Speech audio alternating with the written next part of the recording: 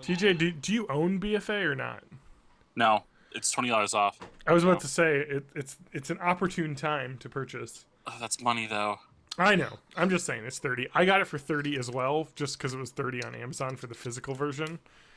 But it was awesome because they were like, "Hey, upgrade available," and it was like $7 instead of 10. So I was like, "All right, I'll get myself one of that free like mount and battle pet for the deluxe edition upgrade." Born in the 80s was already taken on Reddit, but Born in the 80s with the number 80 podcast was not. Actually, let me just see if 80s with just the number without podcast. And I can talk about kind of playing classic WoW versus BFA WoW and the differences. It is mightily different, but they're both good in different ways. That's what I would say. Are you in the classic beta right now? No. Oh. But there has been a classic beta running forever, and it's called, I don't even remember the name of the server. Elysium. It was in Australia before it got shut down. I wonder if they'll end up shutting them down. I don't think so. I think that's why they're pushing to do a Burning Crusade server, because they're like, everybody's gonna go to classic WoW. Yeah, I get it. I mean, Burning Crusade's really good too in content. I mean, the only problem with Burning Crusade is that the raid content is way worse because it's way more hardcore. And you have less people, so you can't fuck up, basically. It's just, they made it harder. Are we on, just let me know when we're on Twitch. We're on Twitch.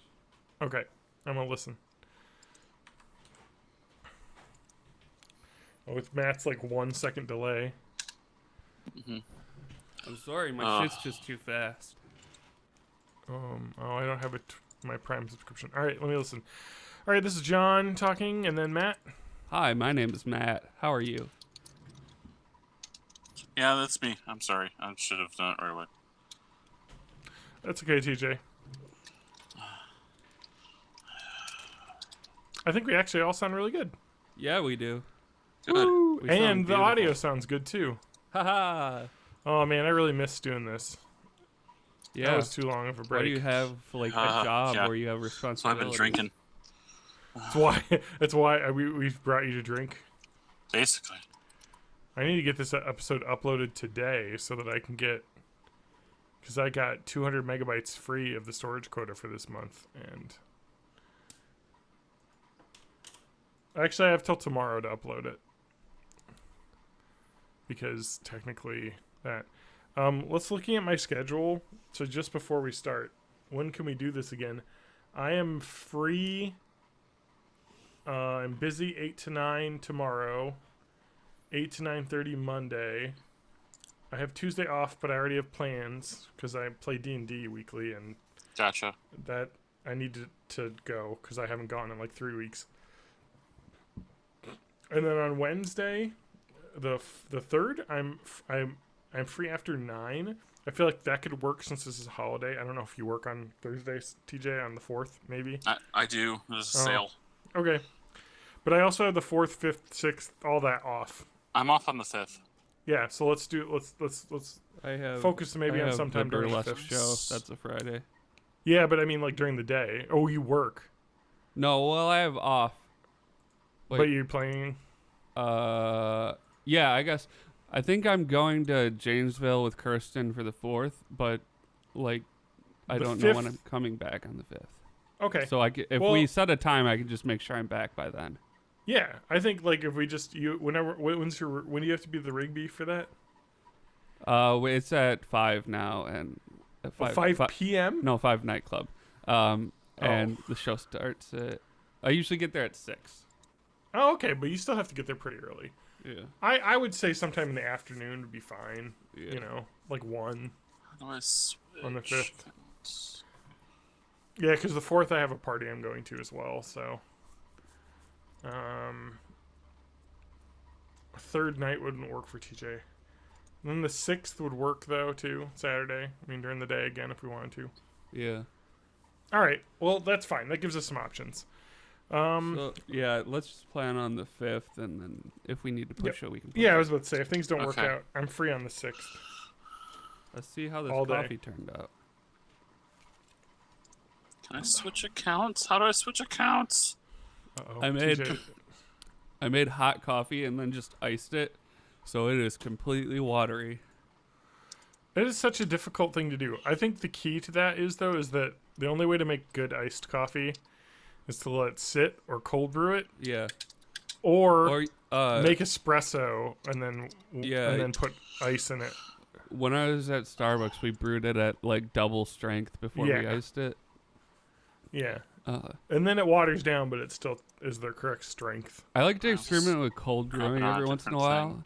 but it's such a process because it has I to actually sit wanted- for like 24 hours. I was about to say I want to buy a cold brewer because it's like kind of perfect for the summer, and Oh, you all you don't? have to do I is just do it in a. So what I do is oh boy. I just put a bunch of coffee grounds with cold water in like this old 1970s Kool-Aid pitcher, Yeah, and I let that sit overnight, and then the next day I run it through a metal filter strainer thing, and that just moves straight through. And then I have to also run it through a paper filter, but that drains so slow. The process takes like 20 minutes to like fill up the filter, let it slowly drain out, and then fill it up again. I So you don't suppose. really need any special equipment. You just need a pitcher and some filters. I guess like there's one at Target that's pretty well reviewed. I mean, it's $17. What I wonder what it does It's just a pitcher with a with like a built-in filter. filter, yeah, in the Oh, middle. okay. And so then you just pour in the grounds in the middle, and then you fill it up with water and let it sit in the fridge overnight. Okay, so that's kind of like, you can also use a French press thing to Yes. brew it. So it's like a bigger, Actually, never mind. I'll just do that because I already have a French press. yeah. And Right, then it's so you would just just- like, You It's just put not the heat. grounds in, the water in, and then you just stir it a bunch, and then leave it overnight, yeah, and then you just press it, and it's cold. it has to steep for like 24 hours. I don't know about 24. Well, I guess I've depending on heard how- overnight works. Yeah. I guess it depends on what your ratio to grounds to water is. But It- What's the episode number? 359. All right, we're almost on the annual. 365. All right, why don't you stop the Chiron? Let's get started for real. I have a fresh Diet Coke here. I have watery coffee. The dog went I've, out to al- pee. I've already finished my drink, but I mean I have a Liberty Brew, but A Liberty Brew. Mountain Dew Liberty Brew. Oh, I thought that was like some kind of don't special drink beer. Budweiser. Yeah, I'm Like, really disappointed. Remember in I- 2016 when Budweiser renamed themselves to America? yeah, That was a good time. I went to the grocery or the gas station yesterday, and it's a great story, I know. But they were supposed to have. I saw that they have like the new Coke. They're like trying to, like they're like, hey, remember the new Coke from like 1985 or whatever it was? Oh. We brought it back, but the gas station didn't have any, and I was like, this is disappointing. I saw people talking about it. I hope that they have like new Coca-Cola Classic, and it's the same Coke Classic, but just with a different label. Yeah, it Wasn't- says this is isn't 14 to new- 16 hours, so a little bit more than overnight. But Wasn't Like- new Coke like more Pepsi-like? It was a little bit Yes. less. It's sweeter and Sweeter. less harsh. yes, a little bit less acidic. It's like And taking people away hated all of it. the things that I like about Coke. Well, but then it's all the things I like about Pepsi. Yeah, I don't know. I Yeah. like that carbonation bite that Coke has. Yeah, there's something about though, like Pepsi, especially like wild cherry Pepsi in Yeah. like July, that is just such a sense memory to me of just fucking running around out in like a park and then having a wild cherry Pepsi, and like eating a hamburger off of a paper plate. That's like summer to me. RC is my Ooh. perfect balance. Yeah. RC is good, actually. I Yeah. love RC. Let's check the RC Cola Twitter account. I always had That I subscribed to a RC while Cola ago. when I went to like Hague family events. It's not even like cheaper. No, it's not. Is that under the 7-Up umbrella? It is the Dr. Pepper Snapple group, Okay. which is not that. No, because 7-Up's its own thing. Yeah. RC Cola hasn't tweeted. Oh, what RC Cola Twitter account am I following that's been tweeting? Oh, here it is. RC Cola International. Okay. So not just RC Cola. That one has not tweeted. RC Cola International is tweeting just dumb shit. It's my favorite part about RC Cola International is that this Twitter account is literally focused on to distributors. So it's like they have stuff like, hey, let your consumers have a taste of the true American South with our Royal Crown Cola. Find out how you can bring this beverage to your market today. So this is focused at like international distributors, basically, which I think is great. So they're like trying to sell RC Cola to like, Thailand or some nonsense. And they're like, hey. Anyway. Did you know that the first cherry cola was an RC Cola brand in 1907? Apparently. They don't make it anymore, though, so I don't know why they would talk that up. That's the other thing I've been doing.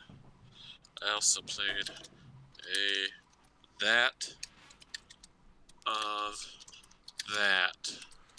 Guys, would you like to know that the Royal Crown Cola has 230% revenue growth in the Czech Republic and 320% revenue growth in the Slovak region? So they're just like reposting their company-wide emails. Yeah, basically is what it seems like. Happy Flag Day! Thank you, RC Cola. I just love that, like, but you know what the crazy thing about this is? I want to, like, take photos of this from the Royal Crown Cola's, like, international account. Is that it looks like internationally Royal Crown Cola is pushing for a really premium market. Like, so they are, like, talking about how their brand of cola is natural, sustainable, like whatever. Yeah. And the image they have of the bottle is like one of those, like Red Stripe bottles. Yeah. They look like that. Like a little hand grenade. Yeah. And That's funny. That's like Stella Artois is. People think it's fancy here, but in Europe, it's like the trailer park beer. It's cheap. Yeah, it's like PBR. They're like, oh, yeah, but since it's from Belgium, it's fancy. And it's called Stella Artois. I'm gonna save the image of this Royal Crown Cola because their international marketing campaign is like sweet. They're like trying to be like, this is old-fashioned Southern America Coca-Cola, but which is exactly what Coca-Cola is. But people in foreign markets don't know the Coca-Cola story. Yeah, those dumb foreigners don't know. Those fucking idiots. What a bunch of dumbos. Anyway. I'm learning a lot about Royal Crown Cola. This podcast is sponsored by Royal Crown So I read this morning that there's no climate change and our air and water are the cleanest it's ever been. Nice.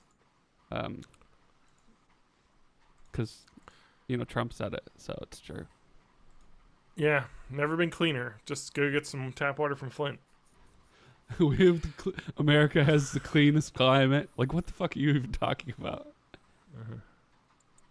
I think one of my favorite moments, I forget where it was. I feel like this was something that did happen, but there was a court case with Monsanto executives about Roundup, and they said it was safe, and they brought some of it out, and they told the executive to drink a glass of it if it was safe, and he didn't. Yeah. And I was like, yeah, exactly. Anyway, oh, is Keys Around running right now? What's going on? I'm seeing SGDQ. Well, he's at SGDQ. He interviewed himself, and I haven't seen that video yet. Classic. Oh No, Super Mario World's happening right now. Sorry, I've been watching Summer Games Done Quick is happening right now, so we're not going to have any audience, especially because right now it's the Super Mario World race with... Oh, yeah, that's a big one. Oh, Mitch Firepower isn't racing, though, for some reason. Oh, yeah, and Or no, he's gonna the open 3. up He's WoW the real Super Mario quick 3 guy. Anyway, but they're doing a race, 96 exit race, whatever that is. Well, I hope. Nice. That's the whole game, isn't it? Okay, That's every level. that's full every level.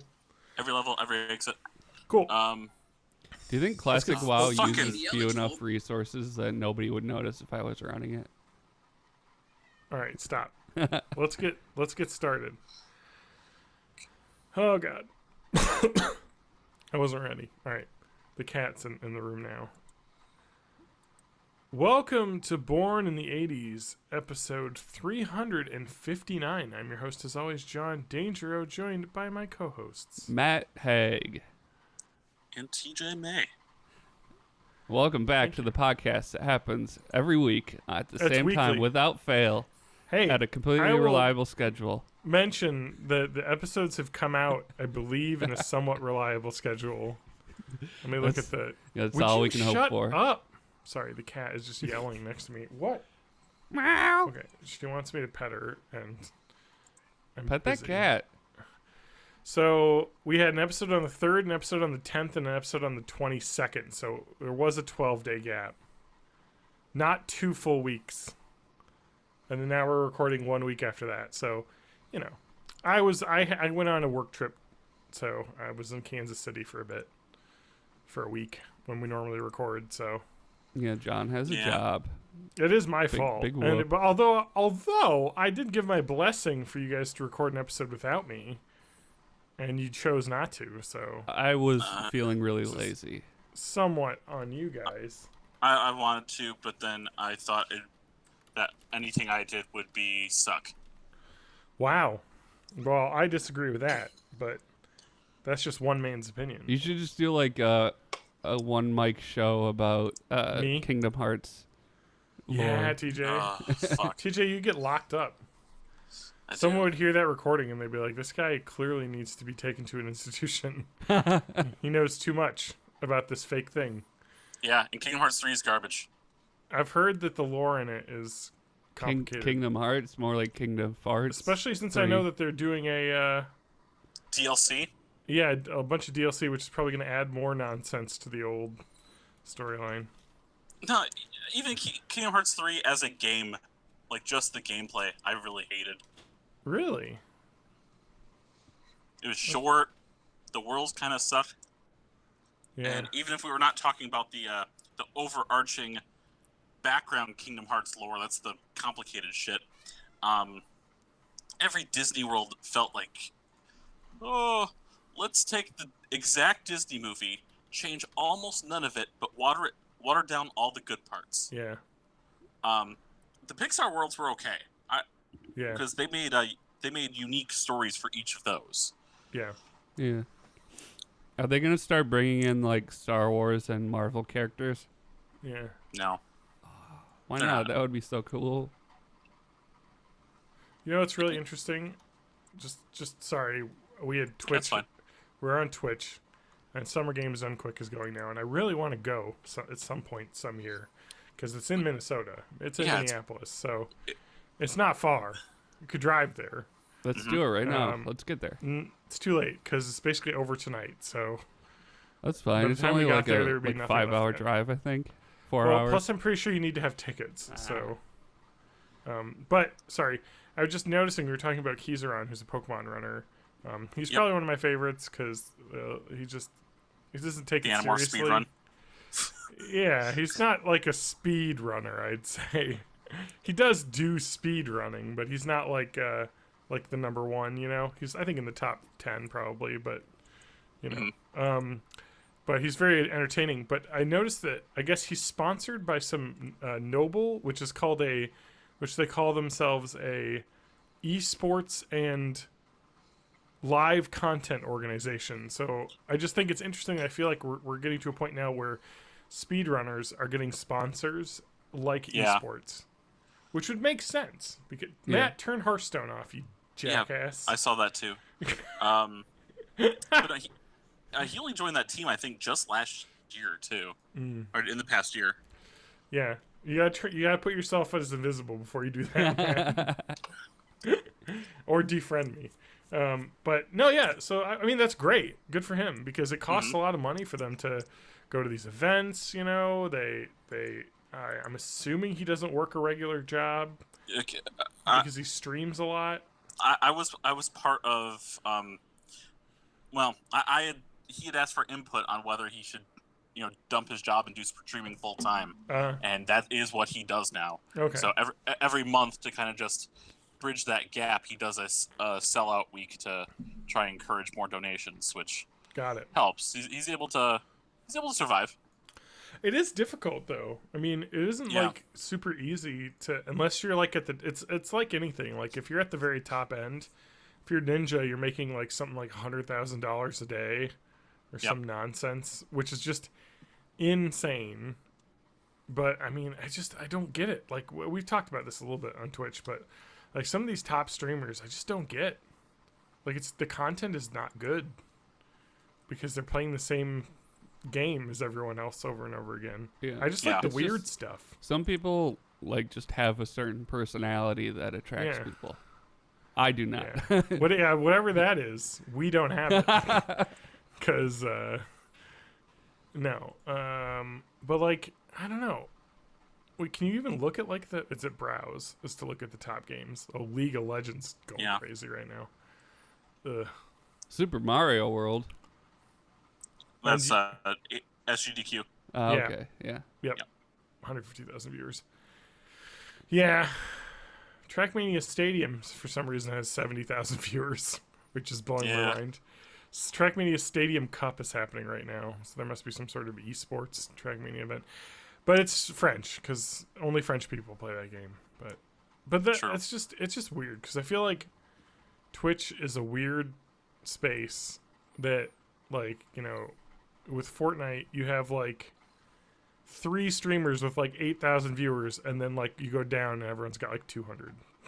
Mm-hmm. So it's either you have a billion or you have barely enough to make money off of.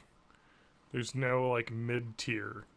And what I'm like, saying is that the time they need to investment is the same. Yeah. So when you're trying to decide to go full time, it's like, okay, I can put Yeah. I can't afford to like work my job Yeah. and put like 40 hours a week into streaming. Yeah. But am I going to be able to eat?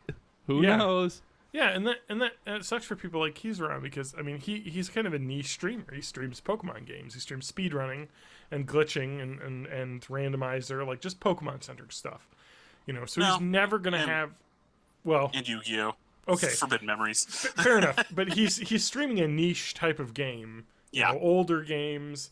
He's never gonna have the numbers of a Ninja, or even close, because it's just not how it works. But it's just weird. Like, and once you develop your niche, if you ever try to either ride a wave or go with something else, you'll actually start losing the kind of people that would normally follow or watch you. Sometimes it's happened they will with not me come back. multiple times. Like, there have been people I followed and they're like, oh, you're gonna do this now, so all right, I'm not gonna watch you play Fortnite, so I'm done. Like, maybe you'll get a new audience from that, but like, I just don't get it. I don't get watching Fortnite. It's not exciting. I can't do it. I just don't get it. Unless we're talking about Save the World, but they barely update that because that's not their moneymaker. Yeah, they said that was going to be free to play, and it still isn't. So It still isn't. Yeah. no, I'm trying to think here. I mean, like Grand Theft Auto 5, I like to watch streams because that game's wacky. I mean, Overwatch even is without meh. mods, it's wacky. Yeah, And then you got all the people who are Dota modding this League, and meh. modding this. Yeah. Counter Strike, meh. Like Yeah. Super Mario Maker's fun. Like old games, fun. Warcraft classic streams are kind of fun just to see what's going on. Although, I you know what? Let's talk about this a bit. Yeah. So this is something that's come up, I think. So I basically spend every moment of my day on the Reddit Classic WoW subreddit. Yes. And this is a thing that comes up all the time. So people are worried and complaining about streamers and worry about being on a quote-unquote streamer server and just being like overrun by dick riders. And I'm going to call them that because that's a term that I forgot is a thing. I don't think... Is that still a term used nowadays? I've never heard that term before. I'm not surprised that is a term, but... So I watched... I've been watching The Boondocks again. It's just on Hulu. And there's Thugalicious, who moves next door to the family, and I think it's Thugalicious, something like that. But Riley, who's the young kid who's into the hip hop and whatnot, as opposed to his brother, who's more into the like Black Power, Malcolm X kind of things. He comes over and he wants to hang out with him, but he doesn't want to be seen as a dick rider or riding his dick, basically, which is like what I think is like followers or hangers on. So that's what I feel like a lot of streamers culture is in online games, because you'll talk about like people being in a server and then they have like, because it's a live server and you can't, it's basically impossible to hide what server you're on in World of Warcraft. You're going to have like hundreds of people crowding around this person, like, because they're going to be on camera basically. So those are dick riders, as I'm calling them. They're riding the dicks. So like they're worried about people just like crowding around a streamer and just being and ruining world in the way. So like the idea is that like, oh hey, we're out in Terran Mills, like in between South Shore and Terran Mill, doing our world PvP that is like the classic world PvP location. Yeah. And oh hey, the streamer came up and like 50, 60 people just showed up on one side and now it's over. Like the only way to make that more interesting, if you've got two nearly equivalent streamers on opposite factions. Yeah, streamer wars. But I don't know. I don't really see that as a big problem, because if they do, then you move away from Terran Mill and you go like grind somewhere else. Like, it's really interesting though, because it is completely different than the way it was. That did not exist in any way back in the original WoW. So, although I feel like this is a problem that could still happen on retail, but I don't see people on BFA like has streamers, with thousands of viewers. Like, I don't know. But it's you see it with some of these streamers who are playing classic beta and like having groups basically, like, and just being gifted all of the BOE like best in slot items, and it's like, this is kind of lame. Yeah, what I would be worried about is if I was a streamer, like just people like coming to snipe me and preventing me from getting anything done. Yes, and that is what the people said the remedy for this is that, that's possible, but also like you will be able to heavily stream snipe. And Blizzard specifically said that they will absolutely not punish anyone for stream sniping. Because what can you do? It's a live game. If you're going to broadcast where you are live on a server, a multiplayer game, like that's it. It's not a competitive game. Like if you're in a Battle of Warsong Gulch or whatnot, that's maybe different. They could argue about that. Yeah. But the thing is that you're choosing to like the whole thing about people complaining about stream snipers, because this has happened in Fortnite. People have gotten banned for doing it and whatnot. And I'd say, sorry, you're streaming the game. Like, you're like, I'm mad that because I broadcast the multiplayer game I am and showing someone all of the moves that I'm making, there's a reason why when they do the tournaments for cash, they're on a huge delay. Like, so that you can't do that. And so, or they're, on their own private servers, so this isn't going to be happening. So, like, I mean, I guess you're right. So there is a solution to this, and that is just, getting a group together and fucking them up, or killing the quest mobs that they're going for, or doing something. Yeah.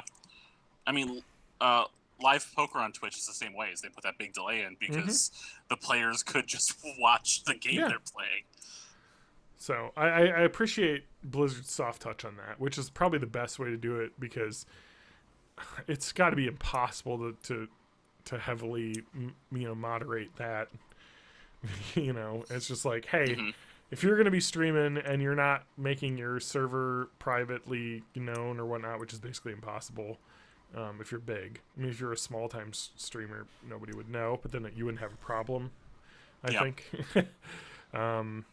But how would that work with like the layering tech that they're doing? Like, would you even be able to find these people you're looking for? Yeah, so that's another interesting point. So let's talk a little bit about layering in Classic WoW. So this is the solution they're going to have for the server population, because the way the original WoW was is they're like, hey, we got a server, it holds 5,000 people at a time, here it is, put it in the rack, turn it on, you can sign up, and if too many people log in, then you have to wait I remember to log that in. You have delays. The server's full.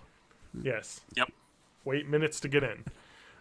So rather than doing that, I think there still is a cap on players, but it's much higher because they're going to do layering where they'll have multiple instances of the world running, and then they'll put you into different layers of it, basically, so that you're still seeing about the same amount of people. It's kind of like sharding, which is the way it's done now in servers. So you're constantly seeing people about the, like, what they call is like the perfect amount of other players at a time.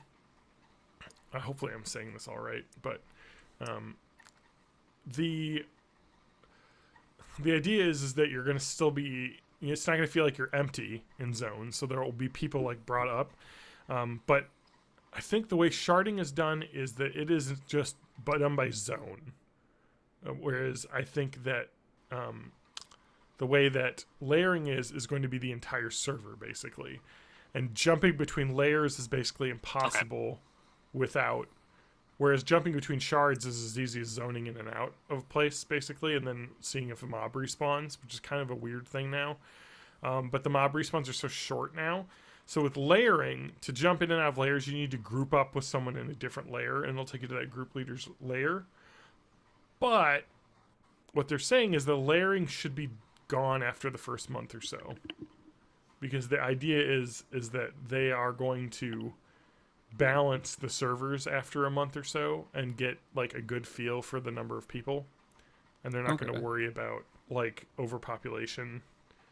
Like the idea is that they're going to take the layering away. Like, so then is that going to be like when you log in, you can select whatever server you want to go on?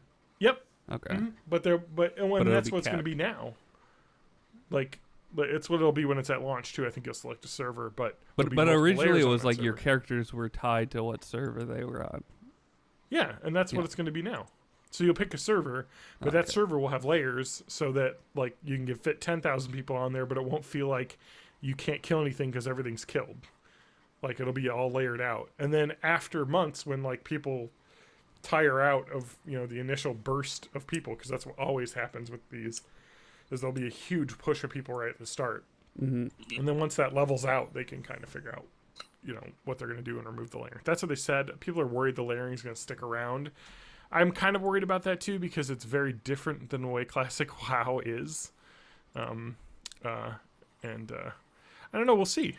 It does also sound like people are thinking that this will benefit private servers as well, because private servers will be able to play the classic WoW content, which should have some updated damage values and things that they've had to fudge. We talked about this on previous podcasts, but the fact that like private servers are basically completely wholly built, like based on like database data that may or may not be accurate and is old, so they may not be like perfect recreations of the original game, which is kind of crazy to think about. Someone on the Classic WoW Reddit posted the scene from The Matrix where they're eating that food, and then they're like, this tastes like steak, and they're like, well, in the simulation, what if they don't know what steak actually tastes like? And so you think it tastes like that, but it's only because you're being told it does, and not because it actually is the way it is. And it's like, oh, mind fuck. Which I thought was really fun. Yeah, so P servers might not steal that I would data. ever play like an illegal WoW server, but sometimes if I was, like, I would occasionally be wondering, like, is what's going on in the background really accurate to what should be happening right now, or did I just get fucked by like somebody's guesswork? Yep, and that's probably happening a bit. But they I mean, to give these people credit that made these, they put a lot of fucking work into these, But I think that I would probably believe Blizzard's take on it better, because I'm sure they have private data that wasn't shared, so they can kind of go from the source.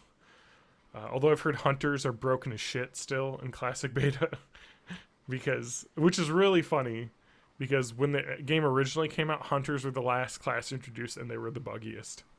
So it's like history is repeating itself, because they have the pet. With the pet AI, Warlocks is a little bit better because the pet AI, they only have like 4 pets, whereas hunters can have like any animal basically you can train and tame in the world. And they all have like slightly different abilities. Yeah, so it's harder to do that. But I don't know what I'm going to play.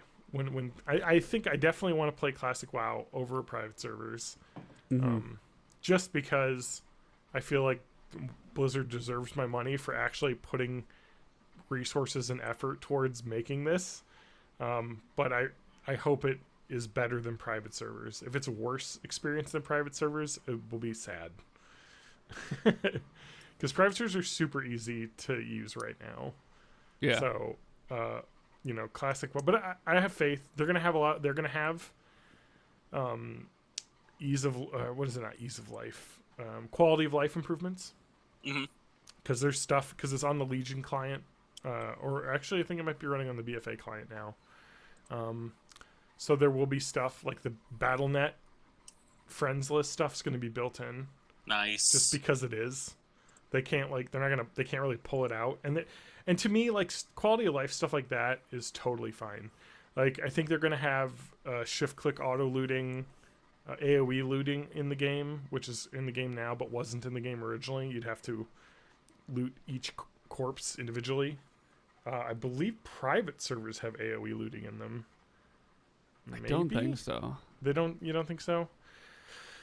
But there's a lot of stuff that you can accomplish via add-ons that I think they're going to have in the game, and I feel like that's fine. I guess if you're, I feel like if as long as it's not like quest tracking related or node tracking for like mining herbalism related, they can put it in.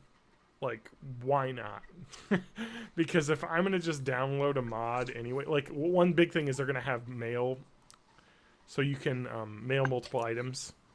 Okay, nice. Because I'd forgotten in Classic that you can't mail multiple items without an add-on, which accomplishes the exact same task. So they're just like, we're just going to leave it in. Because it's dumb that...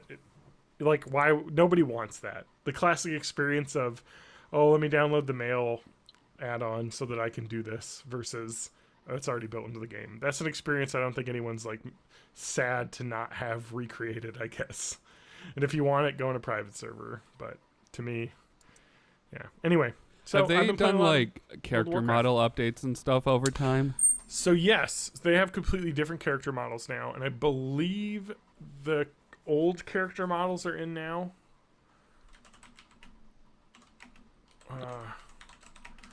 But they updated the character models in Lich King, and I think they updated just hairstyles and things, and then I think it was in Legion they updated the character models pretty heavily. I just want to look this up. Because if it's based on the BFA and Legion architecture, they're going to have the ability to have the new. And I think people have said that, are saying, why not just make them toggleable? Yeah. That would make sense. Or even just like the low poly models, but with higher res textures would be cool. No, I think that is happening. I think like there's something about that low poly feel that's just kind of charming and old fashioned. Yeah, and I think that's pretty. Oh my god, my life. I had to shut the door because my wife's coming home and I don't want her to interrupt. But yeah, the graphics are going to be different. It'll be. People were like, "Hey, can I get my old beater PC out and run this?" And people were like, "Well, look at the BFA box for the system requirements, because that's what you're going to need, because it's going to run on the new version." But although what I've heard is that it actually runs smoother than private servers, because I guess private servers are jankified enough. I think that there's some issues, I guess. Yeah, I'm actually surprised that private servers don't crash all the time. Hey man, they got their shit together. But you never played on one, so no, you wouldn't know. Well, I'm friends with a lot of Russian dudes, and they all play the private servers for some reason. So I just talk to them. So I think another thing that is interesting that people mentioned that doesn't exist now is that the one thing in Classic that is the same as it is in BFA is that skeletons don't stick around very long. Whereas in Classic, Vanilla WoW and private servers, skeletons stick around forever. Corpses stick around forever, basically. Like, so I thought someone brought this up, but that totally is something they need to fix. They need to have the skeletons and corpses lasting longer, because the entire point of that was, you know, you get into an area and zone in and you see a bunch of fucking skeletons and you're like, oh fuck, shit, I have to get out. There is some PvP happening here. I need and to then get you the realize fuck that outta they've here. killed the bat handler and you can't get out. Yeah, and you can't get back.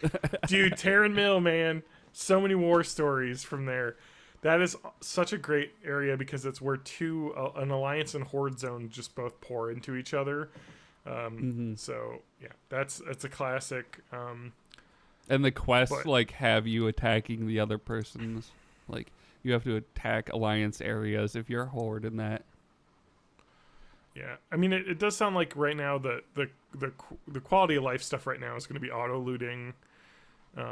Although shift right click for auto looting was in 1.9, so, and they're doing 1.12. So anything in 1.12 will be in this, which does bring us up to another thing that sucks, is that classic Alterac Valley will be not in the game, which kind of I'm sad about, but it's fine. How is that different? Remember?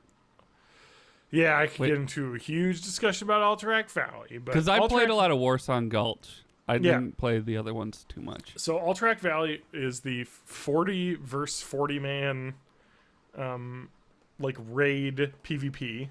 It takes place in a huge snowy field, and the only way to win the PvP is to kill the opposing side's commander, who is an NPC.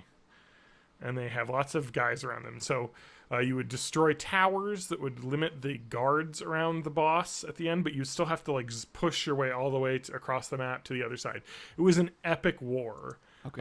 That included multiple side objectives. Like there were mines that you could take and gather materials that would, and this is very much Dota-esque. You gather enough materials on these mines and you can upgrade the NPCs that are roaming around on your faction side to have better armor and better weapons. And so like you could be either fighting the front lines, or you could be going in the mines and fighting just, like mobs to get drops to go upgrade your side's like towers basically. So it's this huge, like massive, it's a really cool zone. It was my favorite battleground by far because it was just insane. But there were a couple problems that existed. One being that was not uncommon for Alterac Valley games to last over 20 hours.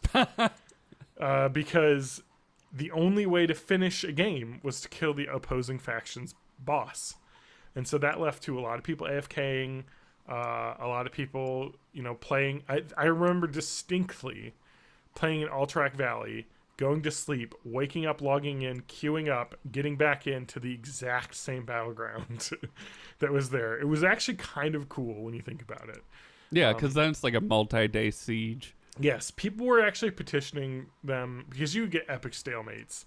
People were actually petitioning, saying, okay, we understand this is the 1.12 version, which is a slightly nerfed version of the Alterac Valley, where there's less the NPCs and they're a little bit less powerful. But it isn't the Burning Crusade version, which fixed it by adding a reinforcement cap. So you could only have like 500 respawns per side, basically. Mm-hmm. So there would be a hard cap on the end of the game, which is fine. But then the game mode basically now is there is zero PvP in Alterac Valley. It is just straight run past the other team in the middle and then try and burn down the other side faster than the other side. So it isn't as fun as it used to be. I just remember epic, like 5-hour-long Alterac Valley games. But it was terrible for PvP because in the old system you earned honor via kills and you had diminishing returns on kills. So if you're in the same zone fighting the same people, you're going to not be getting honor fast enough to rank up. But it was just fun. It was a really unique experience. Like it was just something completely different. You could so that the version that's going to be in Classic is that second one where the NPCs are just weaker. Yes, okay. Not the reinforcements though. So it'll be the pre-Burning Crusade version. So it will run a little bit faster. And but that's just kind of like it helps you burn through the castles or the keeps or whatever faster. Yes. Okay. Because it was tough before. Like you needed like not the full 40, but like 10 to 15 people, and that's if nobody from the other side is attacking. I just hope that when in Classic WoW, when it's Alterac Valley weekend, and I want to join in because you get bonus rep on the weekend, that it isn't the let's just run past each other in the middle and not fight each other.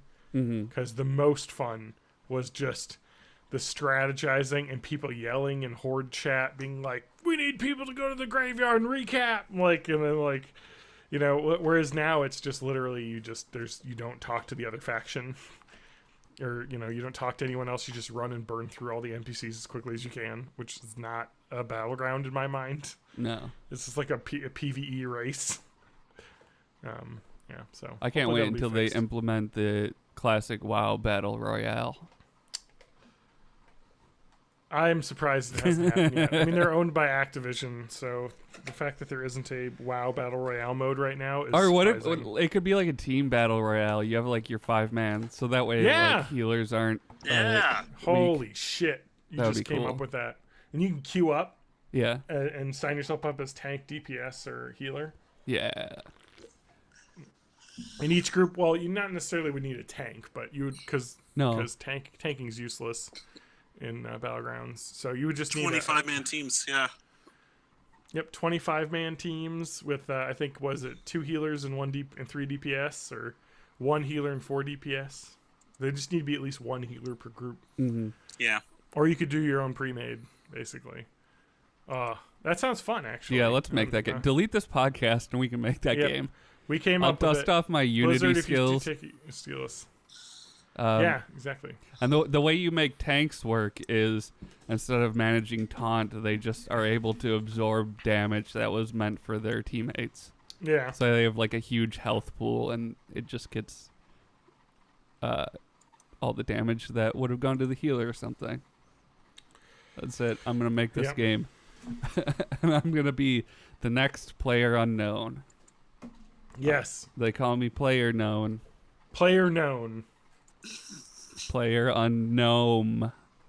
Stop. Anyway, TJ, you've been playing some games though, right? Yes, I've been kind of all over the spectrum for games. Okay. So my family's out of town, which is why I've really needed the podcast, and we've all been busy. Yep. Sorry. Except me. Yeah. I saw you playing a game. Yeah. What did I play? You were logged into the World of Warcraft. Oh yeah, I was playing some World of Warcraft. I was playing some Legion content because I still had my boost to 100 for buying Legion. So I still have mine as well. Yep, I rolled that gnome. Was it gnome? No, I rolled that dwarf, and then we got a dwarf priest that's been messing around on Alliance side. You're on Proudmoore, right? I'm on Proud. I intentionally joined your server to make yes. sure. So if I do get Battle for Azeroth, I can just keep working that character up. Can I give you a little bit of knowledge of Proudmoore? Yeah. Did you know that the server Proudmoore is the world first Onyxia kill was on Proudmoore back in the day? Oh, nice. So this is an ancient server. Onyxia's final boss of don't tell me. I know this. I know it too. Yep. You've already gotten it right. The problem is I got all the Molten Core. It's Molten Core 40-man, right? No. Onyxia is the final boss of Onyxia's Lair, the one boss raid. It's a one boss raid? Yes. Was that a 40-man? Yes. It was actually the first raid. It was before Molten Core. Oh, okay. But it's harder than Molten Core. I think it was before Molten Core just because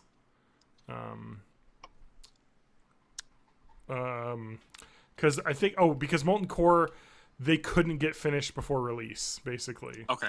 So it was supposed to be in the game originally, but they, I guess, fucked up and took too long. So when did that come out? Like 1.3? Yeah, pretty soon after, but not right at.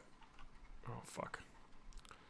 Anyway, yeah. So and actually, I heard that it was programmed in like a weekend.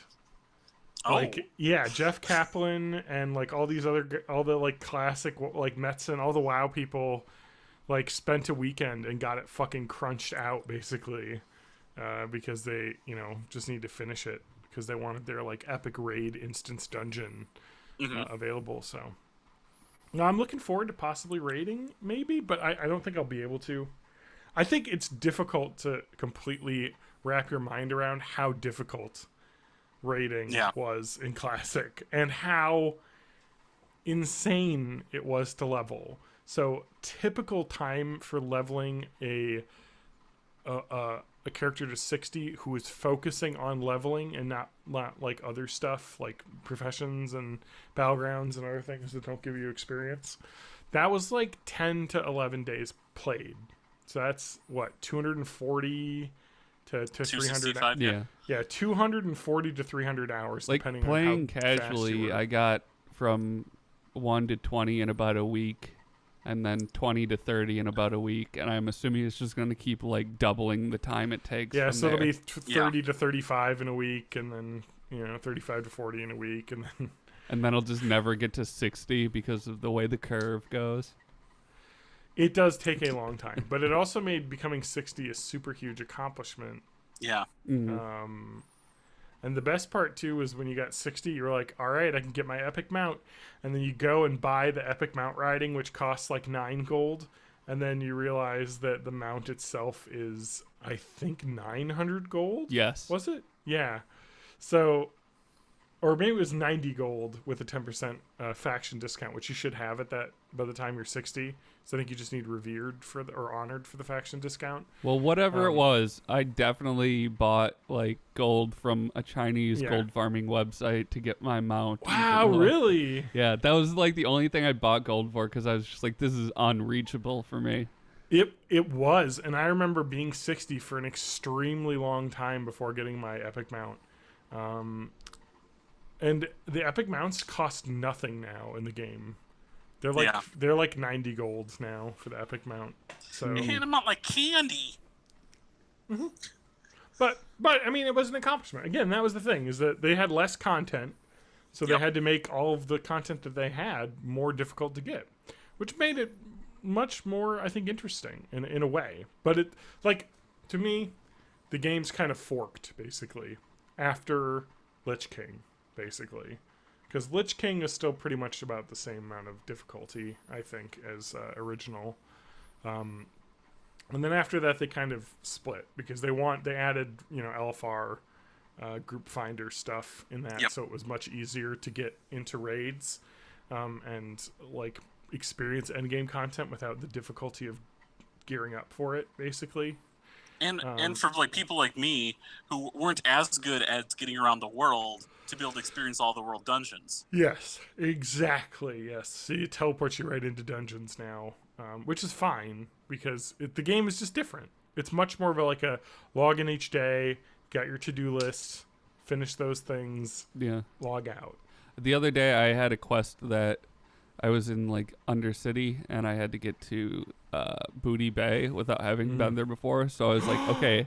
You went through Stranglethorn, Vietnam. Well, I did the same thing I did during Vanilla WoW is I swam off the coast.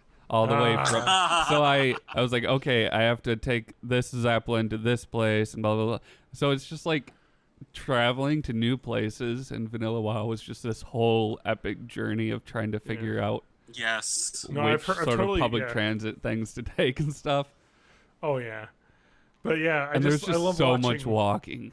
Yeah, well, I love watching classic videos. I've been getting way into it, and I'll share a Reddit thread on the Discord, which is on the screen right now, yolo420.com/born in the 80s.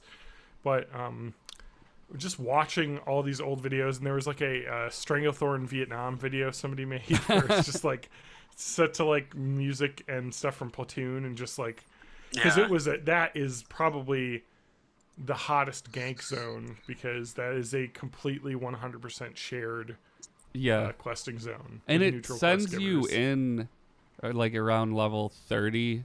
Yeah. And the mobs, I think, are like 35 plus. Yes. Well, depending on where you are in it. Like, I just remember getting fucked up by those tigers. Oh yeah, and being on the road, no, that doesn't save you. But the worst part is, especially if you're Alliance, and I think this is probably why people think of it worse, because when I played originally as Horde, I didn't have all of the horror memories of Stranglethorn Vale.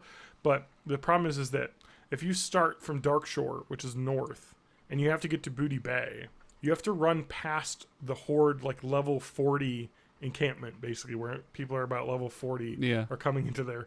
So you have Horde that are extremely higher level than someone who's like 10 levels above you, basically. So what you should do if you're Alliance is just go over on the other continent and get to Ratchet, and then you can take that big old boat over.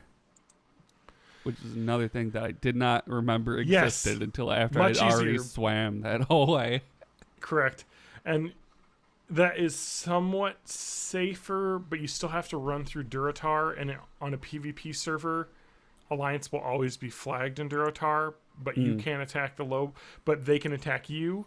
But then once you get to Ratchet, there are the goblins who are neutral that will protect you if you get attacked, so it's kind of like just got to make it to Ratchet, basically, and then you can take the boat across. That would be the easier way if...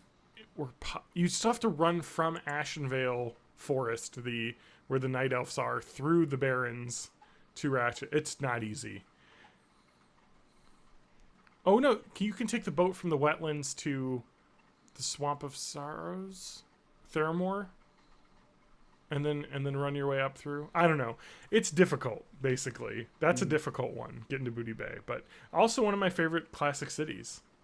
But then once you get there, you can buy a parrot. Hell yeah, dude! And then they had I loved my little Buccaneers. parrot, Vanilla WoW. The little like green Senegal parrot.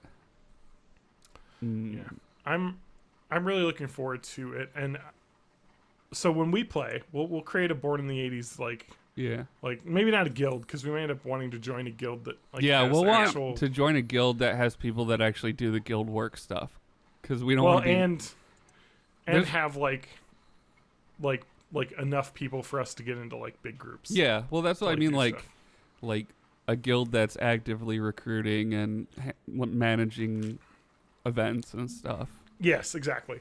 So we'll join that, and we can let people know on the old. Just a heads up, I am Discord. definitely switching to Shadow Priest when I start playing Classic. So yeah, what are everyone's thoughts on class? TJ, we already know you're going to be do we want to do Horde or Alliance? Definitely Horde. I'd like to do Horde, but I really, it's gonna be a fresh game if I go Alliance. I know, especially if I do something, boring like Human Priest. Yeah. So was Troll Priest in Classic? Yes. Almost every every race but Tauren can be priests on Horde. Orc. No, Orc and Horde. You're right. Orc and Tauren can't be Horde. Yeah. Can't be priests. So Tauren it's got priests later, though, troll. didn't they? No, it's two. There isn't only one class that can be priests on the Horde. So it's trolls and undead. But anyway. Well, yeah, that's the thing. It's like if we did Alliance, I'd have to be like a human or maybe a gnome priest. Yeah. They're dwarf priests. Yeah, dwarf priests are actually the best as well, because they're... Yeah. I forgot about dwarves. I wouldn't mind being a dwarf. I love that fucking city. Well, what I'm going to say is that I have friends from Classic WoW, and I'll join whatever server that they're... Like, from Vanilla, that I still play with, and I'll just say, let's join whatever guild server they're going to do, and if they want to do Alliance, let's do Alliance. I prefer Horde, and I think the idea is that we're going to do Horde. But the problem... Okay, there's lots of problems with this. Is one, Alliance is just 10 times better than Horde in terms of content and areas, because the Horde only have one capital city that's worthwhile, Orgrimmar. Undercity sucks. Undercity's too difficult to get around. Yeah. as is Thunderbluff. Annoying. Yeah. So whereas Ironforge and Stormwind are both really easy to get around, and the Deep Run Tran connects them. The problem with Alliance is it's extremely difficult to do anything in Kalimdor, because their only capital city in Kalimdor is the fucking World Tree or Teldrassil, which is 1 billion miles away from everything. It's at the very north.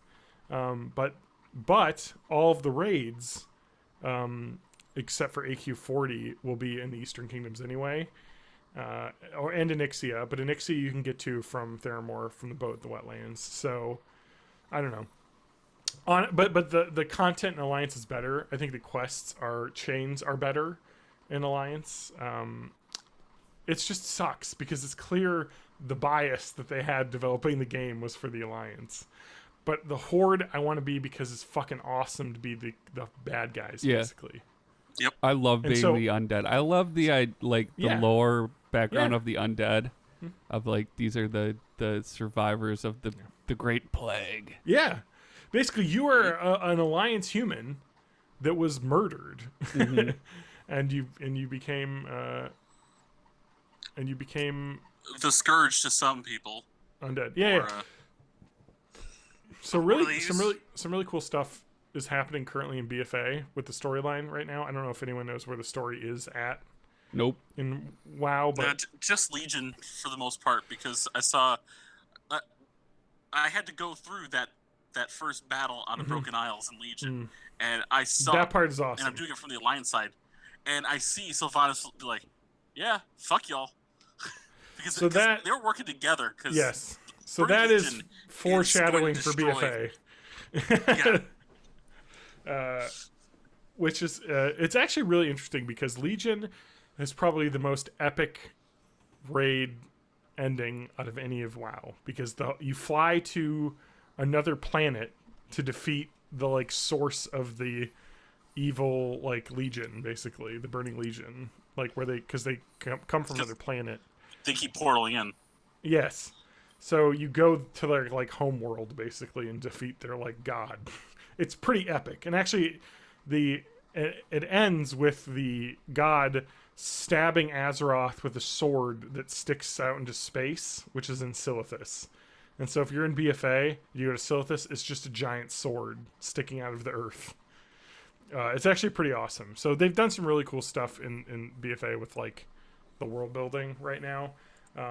But like, I don't know how much more epic you can get to a giant sword being stabbed through the entire planet at this point. But so Sylvanas Windrunner basically has gone crazy, and she burned the entirety of the world tree in Teldrassil. So the Night Elf Darnassus home city is gone. Well, problem is Sylvanas is the current war chief. And she is now the war chief, yes, because Garrosh was during Pandaria, and then he became evil, and the Horde and Alliance had to team up together to defeat him.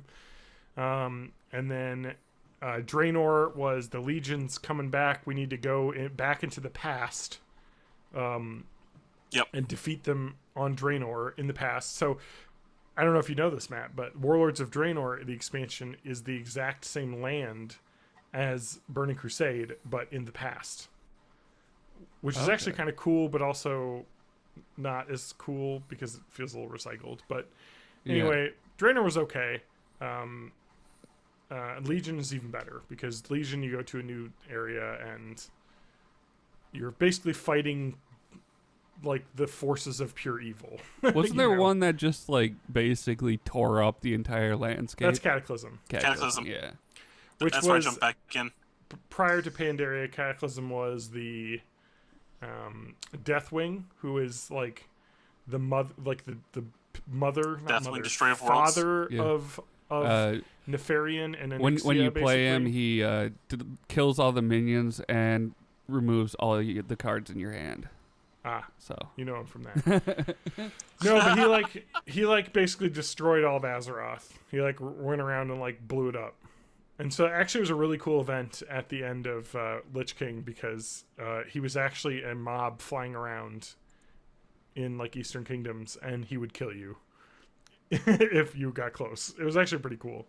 But BFA's story right now is Sylvanas Windrunner has basically taken the War Chief mantle and said, fuck all y'all, fuck this peace, let's kill a bunch of Alliance, and like is trying to restart the plague, basically, that killed all of the humans in Lordaeron. So it's like, she wants to murder everyone and make them all undead. So that's not See, good. you And say then murder, I say make better. so Hashtag Sylvanas did nothing wrong. so I will say that if you want like Horde get the short shrift in the new BFA expansion, Horde actually have the better storyline because you get to choose if you're going to side with Sylvanas or you're going to try and side with the other part of the Horde, because the Horde is basically splitting apart right now. Because in the most recent expansion came out with new cutscenes showing Thrall is back after going on his whatever fucking spirit journey, which means he's never around. Yep. Even though he should be, because he's the best. And now they're basically like Thrall, Cairn Bloodhoof, who's not Bane Bloodhoof. Cairn died, I think, in Cataclysm, but Bane Bloodhoof, his son, who's the leader of the Tauren, and Vol'jin, the leader of the Trolls, are all like, yeah, let's not join Sylvanas because she's insane and is like, will also kill all of us as well and make us undead. So yeah. We got to be on track for Sylvanas being the next big bad in one of these next expansions. Yes. Yeah, well, or she might be the final raid boss of this expansion, is the thought. Okay, yeah, that's true. It'll be a Siege of Undercity, basically, probably like Siege of Orgrimmar, which was the end of Pandaria. So I think that'll be really cool. And it sounds like they may actually remove factions, is the thought, in the next expansion. And so there will no longer be factions. The past 3 expansions have been, hey, let's work together. Oh, Yep. Someone fucked it up. Yeah, exactly. Hey, let's work together. And so someone fucked it that up. has been the main complaint of the writing in current World of Warcraft. Because, like, the idea, if you've ever played any Warcraft lore, just to explain it to people, this is extremely in-depth and no one cares about this. But we'll get to some fun shit later. I want to get this off my chest. The problem has been, like, yes, that was Pandaria was that, Cataclysm was that, Lich King was that. Yep. Burning Crusade was that. Literally every expansion is, let's put aside our differences and work together to defeat this threat that is taking over the world. And then the next expansion is, oh, some shit happens and now we've double-crossed each other and everyone's fighting again. It's like resetting to point one. Like Pandaria was, hey, we found this new continent, and the Horde and Alliance are both like, we gotta like take it over first so the Alliance or Horde doesn't get it and turn the race of the Pandarians against us. And then the Pandarians, of course, if you know now, you choose the faction that you're part of, Horde or Alliance. And so I think what's going to happen, and this is just me galaxy braining the next World of Warcraft expansion, will be good versus evil. So there will no longer be Horde Alliance. There'll be light and dark. And you can choose which side you want to be on, which is awesome. So you could be a bad guy. All right, hang on. You ready? Yeah. Double Agent becomes an NPC and is the final boss where the light and dark have to work together to beat it. TJ is referencing an player character. Have you heard of Double Agent, Matt? Nope. Oh, this is going to be good. Okay. Oh, it's great. So the Pandarians, they are a race where you get to pick the side that you're on. Double Agent is a guy who created a panda character, a Pandaren, and he has leveled himself up to max level every expansion without picking a side. This is difficult because you have to pick a side to leave the starting zone. And so he has stayed in the starting zone and leveled up via fishing and mining and herbalism only. That's because insane. that gives you experience now. Yes. And pet battles. And pet battling, yes. So all of the non-combat stuff, basically. So he is... Yeah, so he will be the final boss, Double Agent. It's like... Oh, man. I really do love what they're doing in BFA as far as story, because it's insane. Legion's story was incredible. I think BFA's weaker because it's like, hey, remember how Horde and Alliance hate each other? Let's fight each other. And it's like, okay, we've been doing this, though, so... I don't know. The Sylvanas stuff also felt a little bit out of left field. Like, she never seemed that evil, I guess. Well, Sylvanas has always been a little off. At least a little off. So actually, the storyline is now pointing to the fact that it seems that probably Sylvanas has been corrupted by some sort of old god. Okay. Which makes is sense. Which is, yeah, but again, it's like stealing away the agency of her character. It's like, oh, she did all this evil shit, but she didn't choose to. She's not. Make her evil, man. If you go back to go back to Cataclysm, even at that time, Sylvanas was trying to convert enough dead human bodies into undead because, she tried to make it. It was about the fact that this race can't procreate. Yeah. So there's no way to. That's true. You can't have an undead baby. Exactly. There's no way to. There's no children. The survival of the species. But she was going about it in ways that were making the humans of Silverpine Forest side with the Worgen to preemptively turn themselves into werewolves instead of being undead when they die. So, I don't know. I mean, the Worgens have an agenda there too, but it's... I just want to get into a little bit of lore here right now that bothers me about World of Warcraft. But to show you, again, why World of Warcraft's lore favors the Alliance is that there are no Tauren children in the game at all. The undead don't have children player models. The trolls don't have children player models. Only the orcs have children player models. Whereas I think it's only humans on the Alliance side, actually, now I'm thinking about it, only have children player models. Isn't that weird? That's fucking weird to me. I'd imagine that gnome children look just like gnomes. I don't think they grow up. I think they just exist. They're like spider mites, so you need a magnifying glass to see them. There's blood elf children, apparently. Okay. So there's probably night elf children. But yeah, there's no horde, there's no orc children, or no Tauren children. I want to see a little baby cow.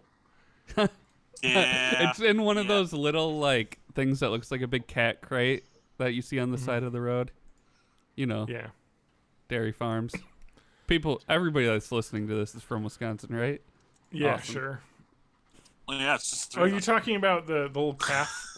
Yeah, like there's the little thing that look like a pet carrier that the calves live in.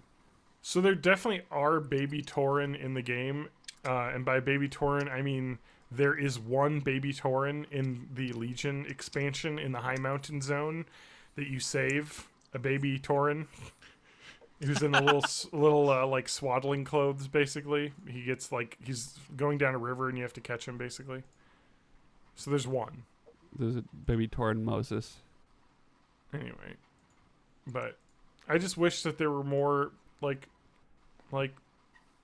equality here. Well, what happens is they take away the baby Tauren so that the mother continues to produce milk. So, sorry. And that's where the ice cold milk comes from. It's true. Oh my god. How is it cold? If you're Tauren and you drink ice cold milk, oh, that's fucked up. A little bit. That's like us drinking monkey milk. Stop. There's cows in the game. Yeah, but that's like you never chimpanzees are to us. Maybe I should try some monkey milk. I bet it tastes like bananas. I'm sure somewhere there is a product called monkey milk that is banana flavored milk. Yeah, it's like banana and peanut butter flavored milk. Actually sounds pretty good now I'm thinking about it. Yeah. Do you use like banana flavored milk to make like a strawberry smoothie? That'd be pretty good. I've heard of banana flavored milk before. I don't know if it was a Banana Quick that used to exist or something. Ooh, Banana Quick. The best of milks.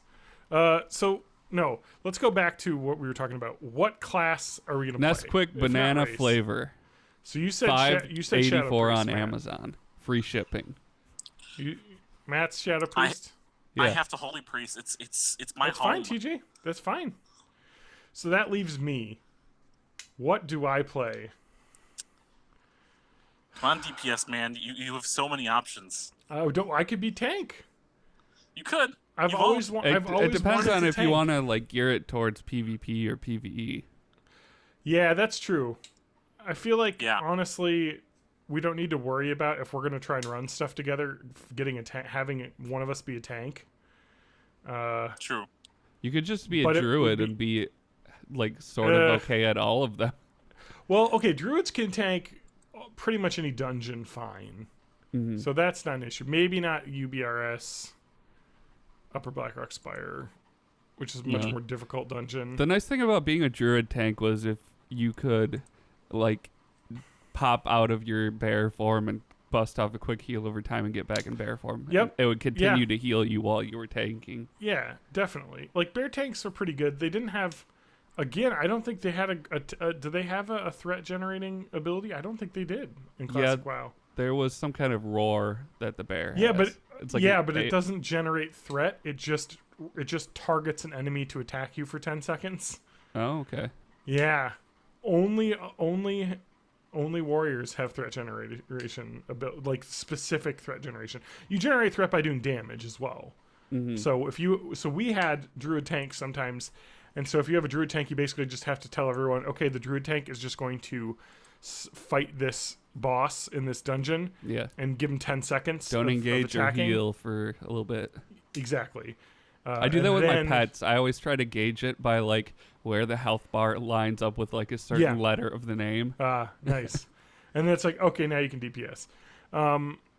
But yeah, which makes them really impossible in raids. But I don't think we need to worry about raiding at first. I think let's just worry about leveling. I really, really, really want to be an undead rogue, and I want to be a fucking nightmare for the other side. I want to go to Red Ridge and gank like level 15 alliance players. I want to be that guy. What is the undead? Do they have any like racial traits that are good for a rogue? Yes. Not really. Well, not for rogue specifically, but good for me who can't do anything. So they do have Will of the Forsaken, which is really good, which makes them immune to fear effects for like and other stunning for a certain cannibalism is good for a rogue. Cannibalism is actually really good for a rogue because you're gonna kill somebody, you can eat their corpse, and then you get some health back, so you don't have to worry about solely eating to get health back. You can hide underwater for longer. That's true. You're right. Yeah.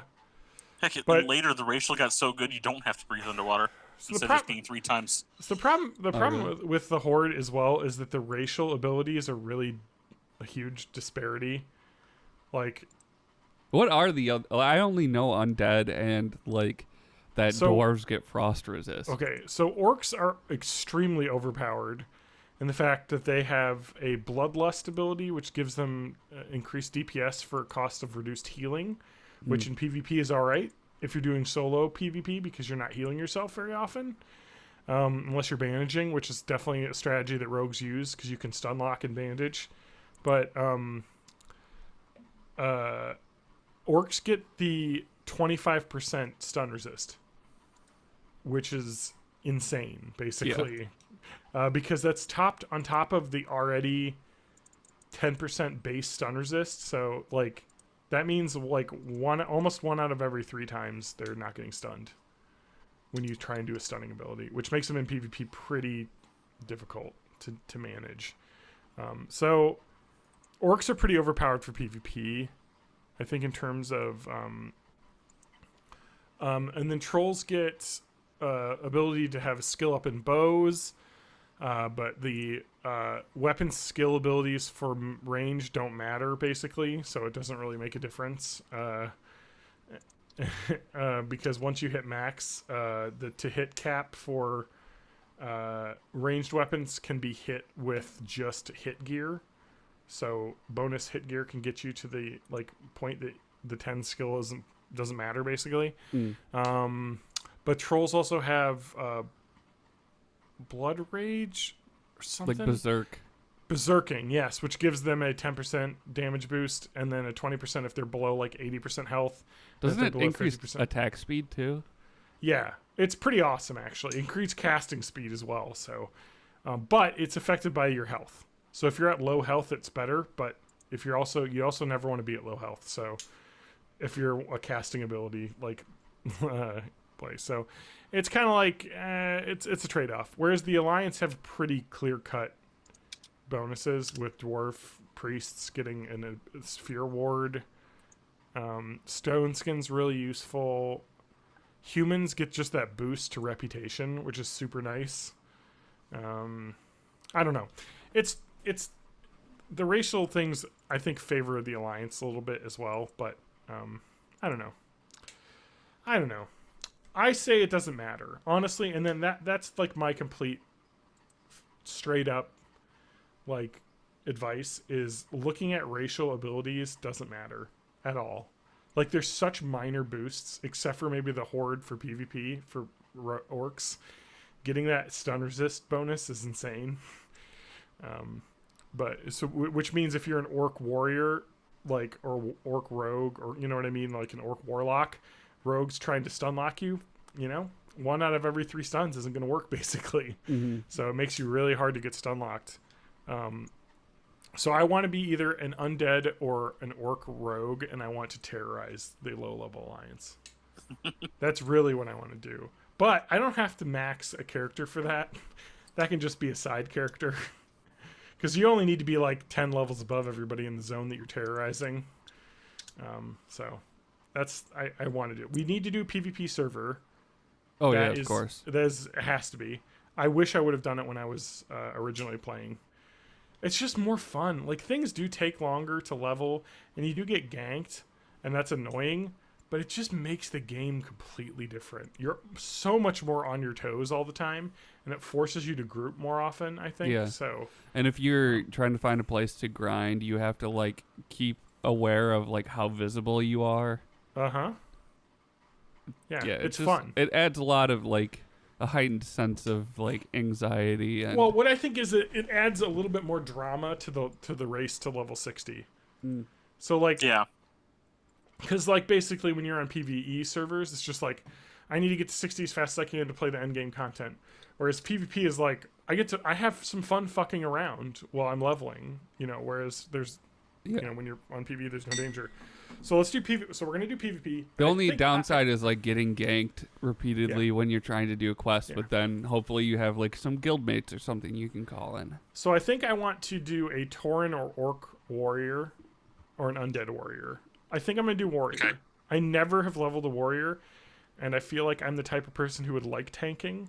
And I feel like if we have a holy priest and a tank, we can basically do any instance anytime we ever want.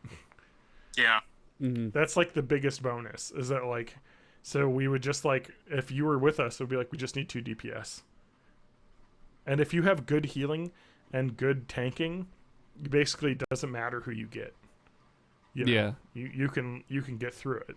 And as long as you don't have DPS who's actively I can always drop up. out of shadow form to do some emergency healing. And yeah, that's like, the nice thing about shadow. To have that switch kind of gives us options.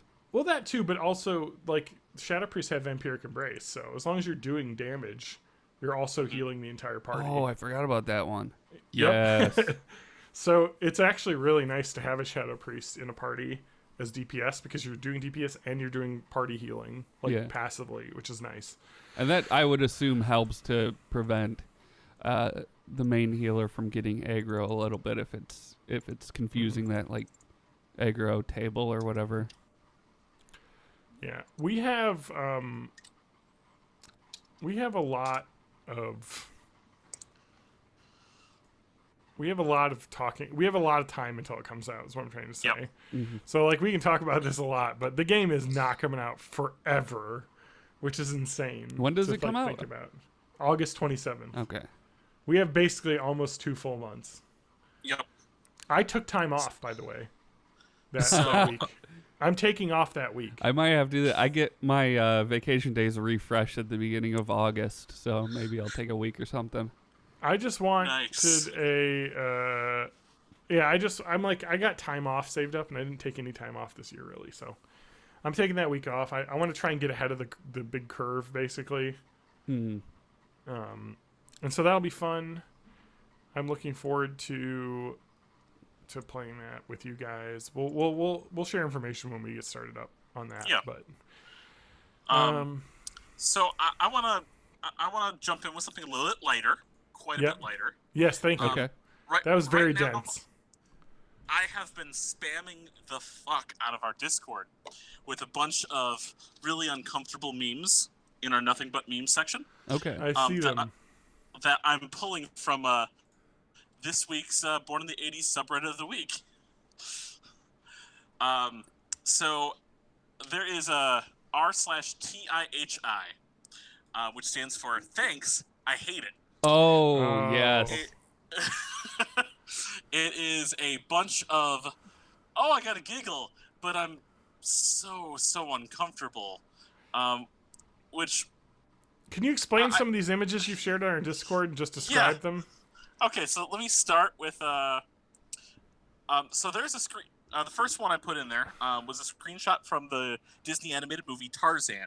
And it's near the end of the movie where Tarzan is holding Jane with 2 arms, and both Tarzan, Jane, and Jane's father are all swinging on vines. But in the image, we see 2 of Tarzan's arms and 2 of Jane's arms. So someone has drawn how they think Tarzan's holding onto the vine, which is that he's clenching the fuck out of it with his ass cheeks. Yeah. Next picture down was a picture of a McChicken sandwich that someone had ordered a little extra mayo. But it looks like yeah. It looks like a mayonnaise sandwich is what it looks like. It is like an inch layer of mayonnaise. Yes, like on top it's exploded of a all over McChicken. the paper as well. And the caption is, "I said a little extra mayo, not a damn McCum sandwich." Fuck McDonald's. And I will say, having worked in McDonald's, when you get order requests like that, it is very clear protocol to do a pump of the mayo is the normal, and then you do an extra half pump when they ask for that. And if they want lots of extra, you do 2 pumps. It's so that person was like, "Fuck this person! I'm gonna just turn on the mayonnaise hose," which exists. Those are actually how it's done, by the way, in McDonald's. There's like hanging down like hoses they use to squirt the things on. So is there just a big reservoir in the basement? No, it's in a big mayonnaise container that just sits on the thing that screws on top with it just uses I think gravity pressure because it's up, and then just I don't know. It was a while since it's been oh god. I don't want to think about how long ago I was working at McDonald's. It has been almost 2 decades since I've worked in McDonald's. I know Taco Bell goes a different direction because they have a modified caulk machine. Oh, nice. I know that's what they do for they did that for caulk machine. There's the episode title. That's what they do for the churros. I think you just spray a line of dough straight into the deep fryer.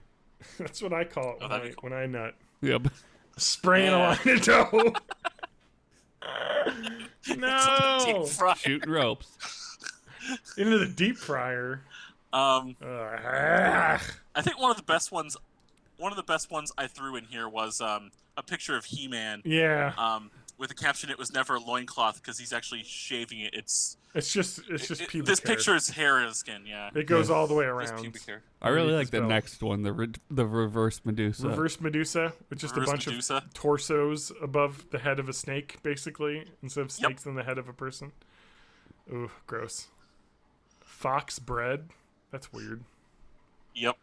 The Donald Duck without his bill, and it's just a little face. That's terrible. Thanks, I hate it. Yeah, I've seen a few stuff from the subreddit when it gets cross-posted, but I need to check it out more. I like that bottom one. It's I usually see it Sorry, go ahead. Subreddit as a hashtag, where someone will respond to a comment, and it'll just say r/TIHI. Thanks. Yeah. Yep. Someone did that to one of my posts that I ran. Oh shit! It was on the Classic WoW subreddit. So let me just log into Reddit and see what someone said. Thanks. I hate that too because /r/ it's called Classic WoW not WoW Classic. Oops, I spelled it wrong. I had an extra O on it. Classic WoW. That's nothing. Classic Uwu. Classic Uwu. Classic please. Woo. All right, let me look at my responses. Thanks, I hate it. I forget. Oh, it was someone asked a question in the Classic WoW. Are there more gankers on the Horde side or the Alliance side? And I wrote Riders on the Storm, but gankers on the Horde. Someone make that parody music video, please. Exactly. That's what I want to be. That's what I want to do, though. That's the thing. I do like the one you posted there. I'm going to just transition my YouTube channel to Classic WoW parody songs. one of your legs has walked further than the other, like, who is elbow dropping someone's mental health. And that is fucking my brain up right now. But one of your legs has always walked further than the other. That reminds me of every step you take, one leg has gone further than the other. The one that reminds me of that fucks me up is one day your parents set you down and never picked you back up again. Yep. That's true. Yeah. There was the last time you were picked up by a parent. Fuck, thanks, I hate it. Thanks, TJ, I don't hate this segment of the podcast. But okay. I'm going to put this great. last one in there, but you have to click the link because it's a slight video. A slight video? Thanks, I hate reverse toothbrush. Let's watch this video and hate it. It's 4 seconds. Is it? Are the teeth on the brush? Oh, it's a brush with teeth on it, and then the teeth are brushes. Anyway, Thanks I Hate It is a great subreddit. Thank you for sharing. But don't take our word for it.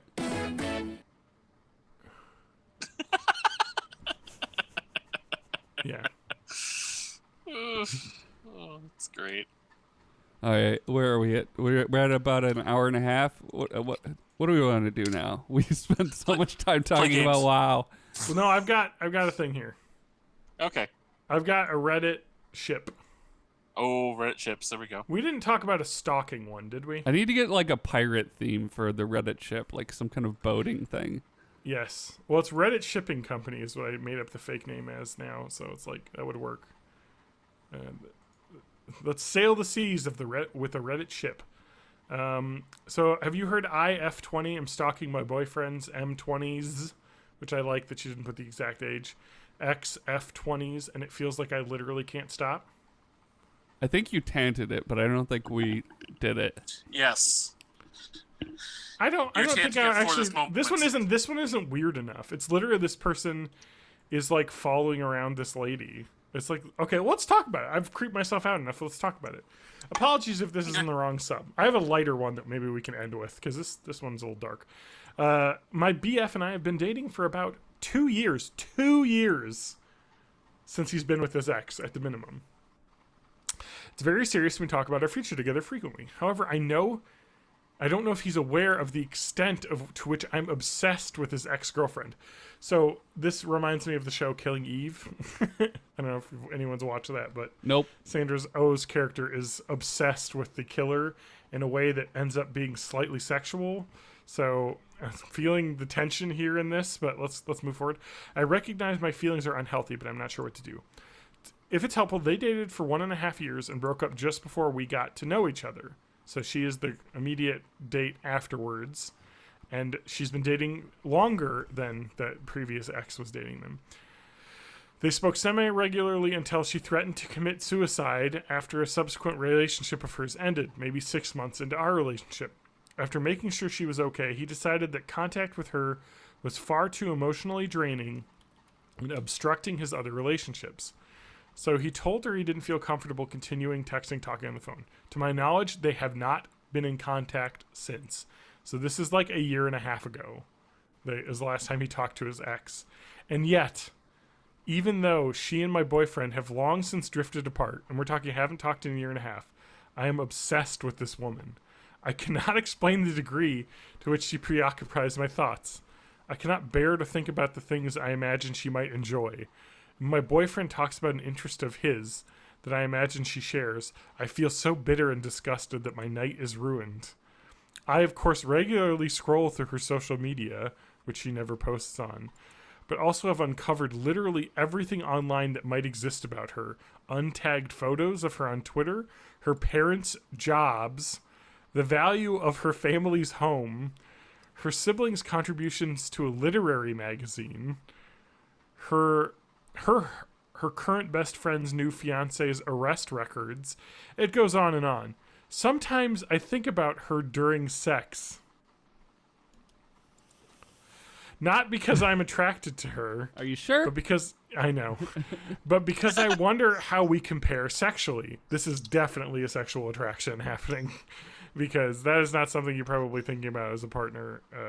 When I met his parents for the first time, I couldn't get her out of my mind.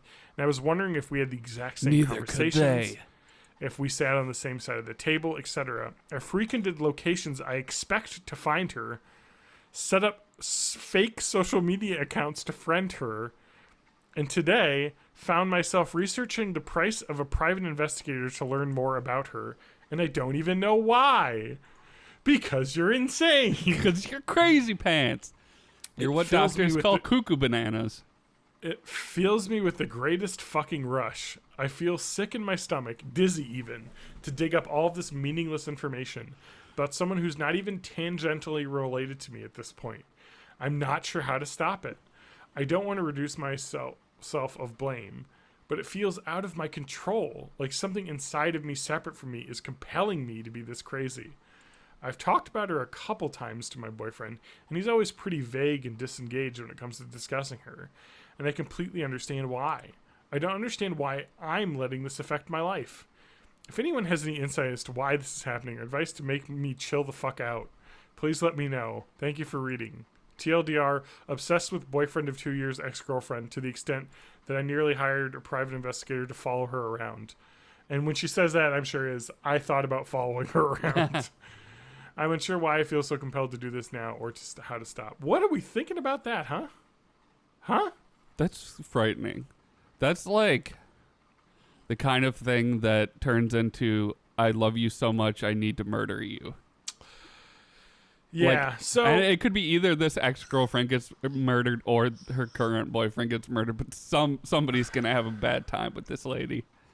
So it's a situation where I think that she needs to actually get a mental health help, because if it's an obsession that you basically are finding it affecting other parts of your life, then it is not too far off from a drug habit or an alcohol habit that is affecting other parts of your life, to the point where you're having mental problems. You know, this is something she needs to have behavioral therapy done. She probably has a borderline personality disorder, but it needs to be clinically diagnosed. I mean, this is just insane. I mean, this literally is something you're reading about, and this person is murdered. Yeah. Like, that is where this is going. And can you just imagine, like, being that ex-girlfriend and having no idea this is happening? It's like somebody out there is obsessed with you and probably going to murder you, but you just have no idea. Well, she's either going to murder her or have sex with her. Or both. In either And somebody, order. Of course, just posted an image of the show Killing Eve, which I would agree with. That has 183 likes. Because that's kind of the plot of that show, in a way. Not to spoil the first season, but it's kind of telegraphed pretty early on. Yeah, what are people saying to this? Are they like, hey, you're crazy? Just therapy. Go get therapy. To therapy. Nobody's like, you're totally right. No. But it's like, I mean, that's just the way it is. Like, literally, you need to go to therapy. Like, this is clearly out of your, if you're saying it's out of your control, it's out of your control. I think everybody needs to go to therapy all the time. Yeah. Well, basically. I feel like you need to go to therapy if you feel like you have aspects of your life which are affecting other aspects of your life that you think need to be managed. Like, if you're, you know, like sometimes I'm sad, sometimes I'm not, you know, but it doesn't affect my entire life. Like, I'm sad for a bit, but then I feel better. And it doesn't, like, make me not go do stuff, basically. Whereas it's clear this is starting to impede her life, her obsession. So she needs to go get it figured out. I've got a good one here. This is a light one. That was a bit serious. Let's go on that one. It's a dark one. But therapy can help. That's the point. Is that if you feel like you need help, you got to go to therapy. Because guess what? There are clinical disorders that people are trained to help fix. People that are have gone to a shit ton of school are good at that. It's like when you have an appendix. It's hurting you, and you go to a surgeon to fix it. So when you have clinical depression, you go to a therapist, and they can use behavioral therapy. Psychic surgery. Or, psychic surgery. Yeah, that's very definitely not a fake thing. And, or medication to help. Like, it's a treatable disease. It's what it is. That's what you have to think about it as. It's a disease, and you need to get fixed. It's mental, not physical. Plenty of mental diseases. No stigma, no stigma. That's what I'm saying. Like, people have problems, get them fixed. This one is stigma. This deserves a stigma. This is a stigma of men being gross. My boyfriend, 33M, would rather break up with me, 23F, 10 years younger, just saying, than compromise and wash his hands after he goes to pee. What the fuck? What the fuck? My boyfriend and I have been bickering for about a month now about his hand hygiene. This is important. Does he freehand it? Is it a no-hand situation? Does he dangle shot? I just want to say right now that I did not know that was a possible thing until I was in a public bathroom and there was a guy peeing with both hands on his phone. Oh, it's and I was like, what is this? It is a gamble. I never pee enough to have time to look at something on my phone. Like, he was taking you're video. getting like 30 seconds, and that's a long one. That's not really enough time to bring up like Reddit and read a post, I don't think. But 2, I don't think I could do that. Like with the way that my under area is situated. Like, because like I feel like the underwear would like the little gatefold. Like you got to hold that open without a hand, basically. So I feel like you have to be like somewhat hard to do this. It's like gotta be because I feel like if I'm just peeing sitting with out so much dangly, force.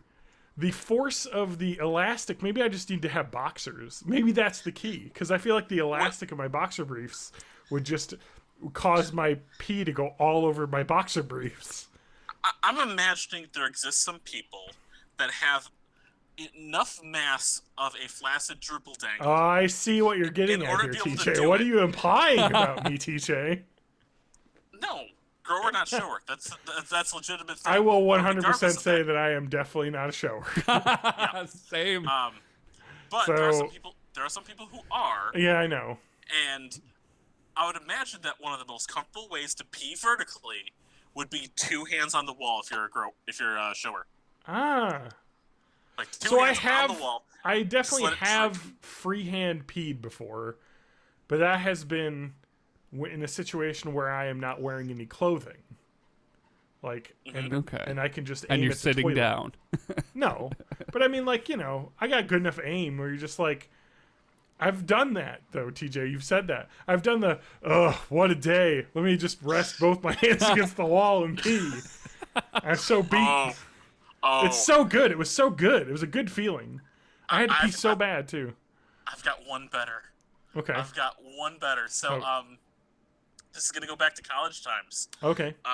So in my dormitory at Marshall Hall. Yes.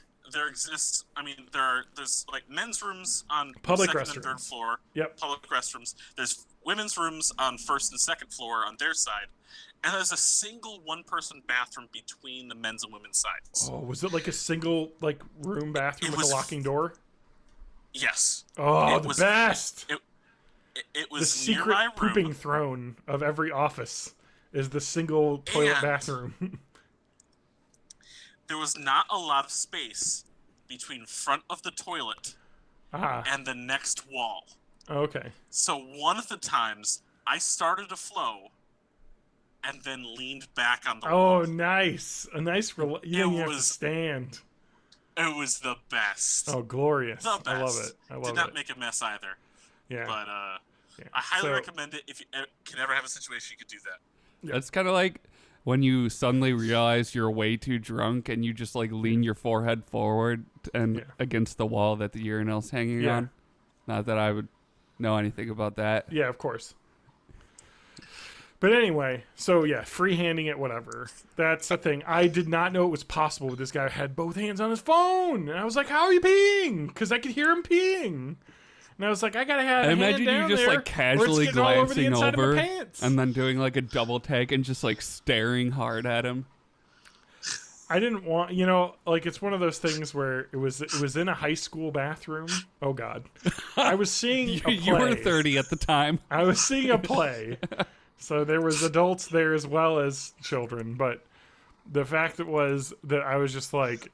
So they didn't have like high school bathrooms. There's cram in as many urinals as we can. There's no dividers or anything. So the splash zone, as I like to call it, you're in constantly. No. So this person says, my boyfriend and I have been bickering for about a month now about his hand hygiene. We've been together about half a year. I notice he doesn't use soap after using the restroom, but rinses his hands with water and dries them with a towel. Okay, lady. He's doing half the work here. I mean, let's hear the rest. Washing your hands is basically a mechanical process anyway. The soap just helps with that. We have had, unless you're using antimicrobial soap, which most people aren't because you shouldn't. Defends his hygiene, saying it is immaculate and he's a clean person. I tell him that it only takes a second longer to pump the soap and is beneficial to wash his hands regardless because you never know what germs have been on doorknobs, toilet handles. I asked him, this would make sense if he was not at home, if you're out and about. He would rather break up or just wash his hands and chose to break up because it is changing his personal autonomy and that a relationship is not going to work long term if the partner is making an ultimatum over something so trivial. I told him I will stop bringing it up, and then because I feel like I'm beating a dead horse here, I am aware that it takes two to tango, and we're both being stubborn here. But I don't understand why he's so adamant about this. He is also a physician. Oh, God. Oh, no. Which makes it even more ironic. I care about him and feel like it's affecting the way that I see him. I am honestly a bit disgusted. Am I overreacting? What should I do?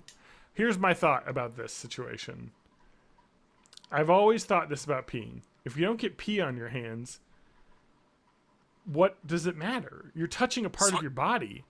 Like, I will tell you that the dick area is probably one of the heaviest washed in the area of my body when I'm taking a shower. She's just like vigorously scrubbing it. No, but I mean, that's an area that will get bad it's like, if you're not washing. It's a moistish, warm place. Moist? So, well, it gets sweaty down there, John. Sweaty dick. Yes, that's hogs. like a bacterial playground. Fair it's enough. 83 Fahrenheit in this house. I do right want to say though, off. I am 100% a hand washer for every pee because I work now in an industry in which we are bored into our brains how important it is hand washing. So it is now just a complete habit for me. But I will tell you, definitely back in the day, probably when I was in college, I was like, if I'm peeing, you barely touch dick sometimes. And you're like, why am I washing my hands? I touched part of my body. I'd be like, I touched my nose. Should I wash my hands? My nose got gross shit in it. If I do this, do I have to wash my hands? Yeah. There's a point. I guess the thing is that I'm not easily grossed out, I guess. Yeah, I've always been a little bit of a germaphobe. So, if I'm camping or something and I don't have access to wash my hands, even if I'm just peeing on a tree, I'm conscious of it for the rest of the day until I get into a McDonald's bathroom. I am 100% if you're taking a dump, you have to wash your hands. Oh yeah, there's no way around that one. You're touching poo, and even if you don't get any poo on your hands, you're so close to it that some of that's gotten on your hands. But the pee in the front, I just took a shower and a pee. Do I have to wash my hands? It's very clean. In that case, no. we're like. But also, if I just got out of the shower and immediately went to pee, first of all, I just pee in the shower. But if I did do that, I would sit down to pee because it's a lot more comfortable. So here's what I do usually. Open the toilet lid with your foot so you don't touch it, and then just sit down to pee. Okay, we've got additional stuff from this. We gotta continue. Sorry, keep going. Well, I suppose you wouldn't have to wash then, but I still do. Okay. Well, to me, it's become a habit. So I just, every time now. You know what I mean? It wasn't I'm the before, type of person that washes their hands so often, it starts to get dried out and scaly. Mm-hmm. So that's probably too much. Yeah. But anyway, there are some points he'll say. This is an addition to this post. Constant hand washing weakens the immune system. I agree to a degree, somewhat. But again, you're not hand washing with antimicrobial soap. So, and I would say most soaps in bathrooms is not antimicrobial unless you're in a hospital, which I'm sure he's doing if he's a physician. But he's saying at home. I'm at home. I'm on my own turf here. I gotta wash my hands 100 times at work. He's probably I'm fucking clean as shit. He's also licking the toilet seat to just so he's pump saying up his if he immune doesn't system. touch any pee or if he's not pooping, there's no reason to wash his hands. He's a very clean person, so his dick is clean. Great sentence, by the way. Therefore, hand washing is unnecessary. There is just as many poop germs on my toothbrush, so what's the point of washing hands? I mean, he does have a bit of a point. Uses clean toilet paper to touch the toilet handle in public restrooms. And he also says he doesn't wash his hands at my place because there's no need, since girls do not poop. I'm sure he says that was a joke. But I don't know. It's just interesting. Like, it definitely isn't as cut and dry as some of these other ones, but also, like, yeah, I think people are going insane. I don't know. I was immediately on her side, but now I'm not so sure. Like, his justifications are making a little bit of sense to me. But I will say that the thing that is not a justification is this guy is 10 years older than you, and you're 23. So, like, you clearly are the catch in this situation, although he's a doctor. So, yeah, maybe there's a little bit in that. She's like the trophy girlfriend. There's a power dynamic right now that I think he's flexing on. You know, he's like, I can get another 23-year-old. I'm a fucking doctor. So what you do is you don't have to, like, do an ultimatum with him, and you don't have to chew him out for it. But what you do have to do is every time you're hanging out with his friends, mention that he doesn't wash his hands after he pees. Yeah.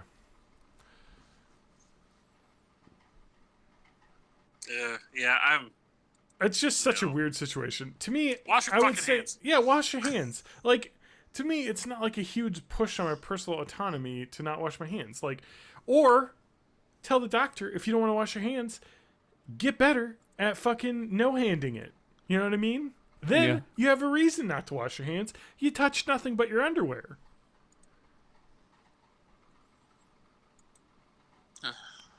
There's more responses here. What are people saying? He uses body wash, and I was able to recently convince him to use a loofah in the shower. He washes his hair once a week, and it always looks visibly greasy. Well, you're not supposed to wash your hair too much, correct. But you are supposed to shower my and hair, condition. Yeah, I only wash my hair every other shower because I don't want to get it dried out, and that works great. But then again, on the second day, by the end of it, it's starting to get pretty greasy, which sucks. But I know it's worse if I were to do it every day, because then it would just get super dry. Yeah. And then, like, it can get more oily then because your body, like, tries to compensate for the dryness and pump up more oil.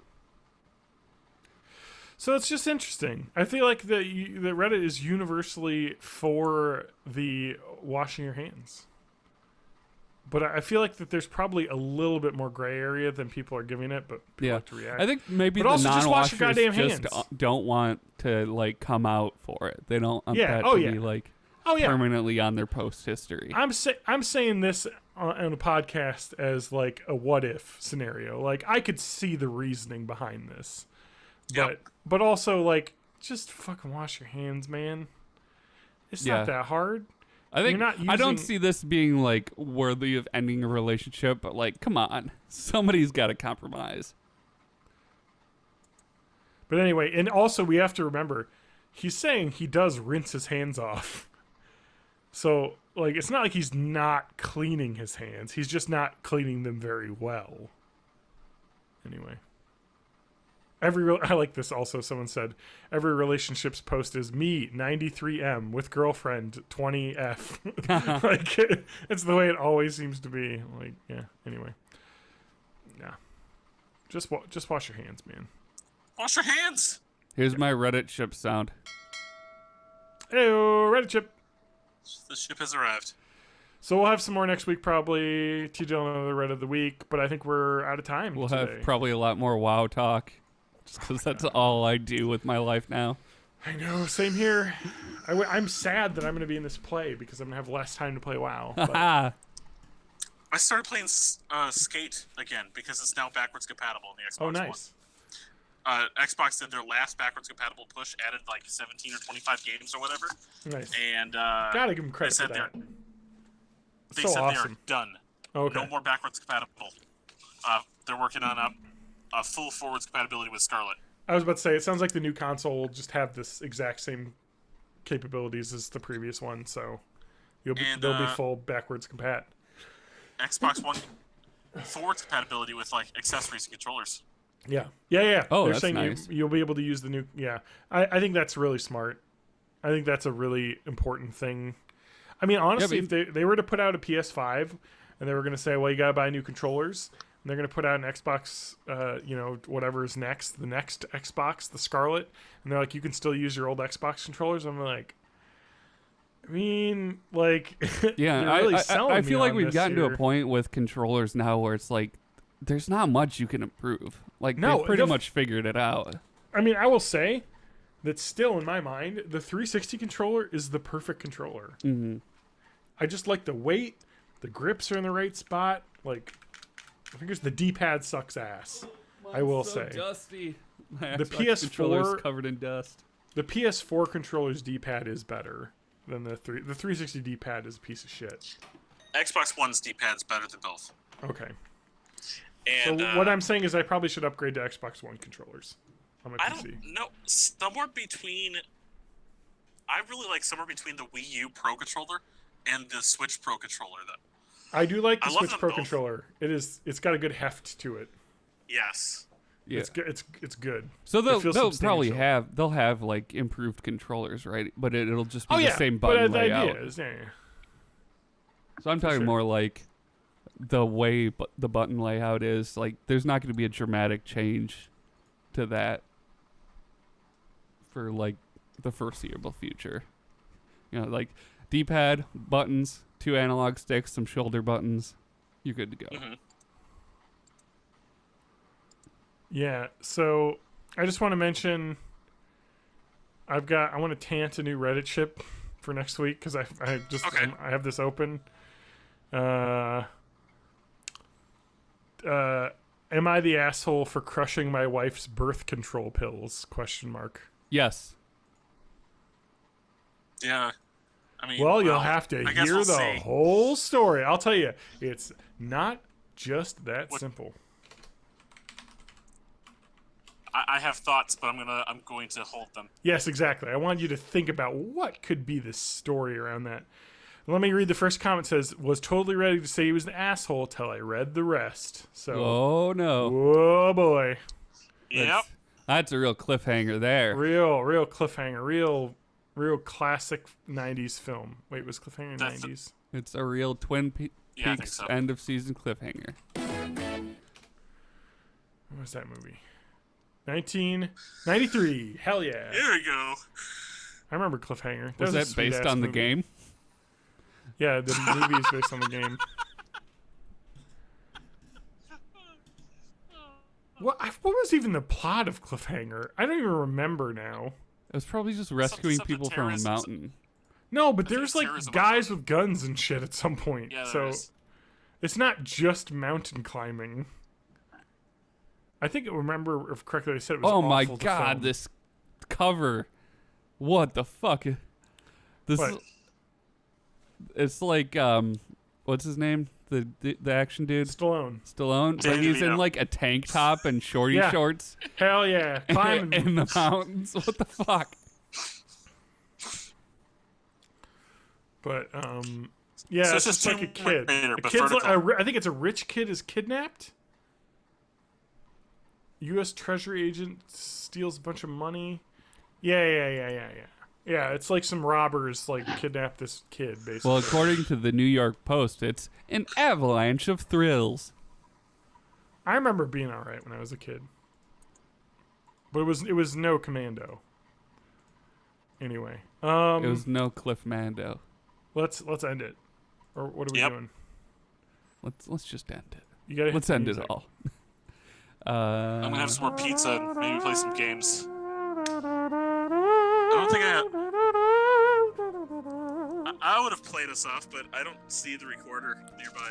Any of them. Oh, there it is. If you all want to like get walked through some low-level shit and the definitely totally legit Vanilla Wild thing later, let me know because I'll probably will- be on that at some point today. I will say maybe. I've been holding off because I feel like I don't want to get burnt out before I go to Classic Bow. Well, But- that's kind of Yeah. like that's why. But I I'm- could play a different class. Yeah, that's why I'm planning on switching classes. I'm also sticking as much as I can to the undead areas, and then when I play Yeah. classic, I'll probably go to like barons and shit. Nice. That's a good idea. Yeah. I can get behind that. Also, I will say that Thanks, I hate Italian Capri Sun meme I enjoy. Yes. It is the packet from the pizza Lunchables. They just stuck a straw into it and are drinking the pasta sauce. Anyway. That's fine. I put a thanks, I hate Arnold from Hey Arnold in our Discord. Nice. Oh no, realistic Arnold. The website is bornintheeighties.net. You could see new episodes there. Also, John's username is John_Danger on the Hell website, twitter.com. Oh, thank you for the. And you can find me at Matt Egg Music, mostly on YouTube and Instagram. And check out YOLO420.com/bornintheeighties for our Discord. John, where can they find TJ? He is on May of May @MayofMay84. Don't go to @MayofMay. And you can find him on Twitch as @MayofMay. With the 84 or no 84? I don't think there's an 84. No 84. Yeah. You got in there before that Korean person stole your name on Twitter. Every new website I go to has May of May available, except for Twitter. Or if I've signed up prior. I'm pissed that I didn't take my actual name on Twitter. Because I could have. Because I signed up for Twitter in 2007. So I definitely could have had it. Is it still available? You can change your Twitter name. Nah. It's probably not available. I don't really care. I'd prefer not to have my real name associated with my Twitter account. Oh, I get that. Because it's a hell website. Yeah. True. Nothing good It ever is the end comes times. from someone looking up your old tweets. Nope. And they'll never, ever go away. Yep. So that's the world we Even live if you delete them, they'll never go away. in. Yeah, the Wayback Machine, man. Bye-bye, everybody. Bye. Let's get out Goodbye. of here. Don't look up my old MySpace.